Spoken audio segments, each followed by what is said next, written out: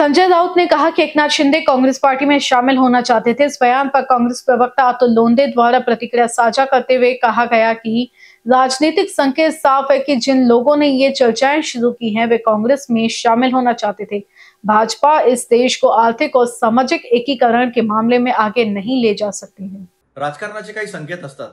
आज संजय राऊत साहेबांनी सांगितलं की एकनाथराव शिंदेंना काँग्रेस पार्टीमध्ये यायचं होतं, ते दिल्लीमधल्या बड्या नेत्यांना भेटत होते आणि आता पुन्हा ह्या ज्या चर्चा सुरू झाल्या की काँग्रेसमध्ये यायचं आहे, तर हा राजकीय संकेत स्पष्ट आहे की लोकांच्याही लक्षात आलेला आहे की भाजप या देशाला आर्थिकदृष्ट्या, सामाजिकदृष्ट्या, एकात्मतेच्या दृष्टीनं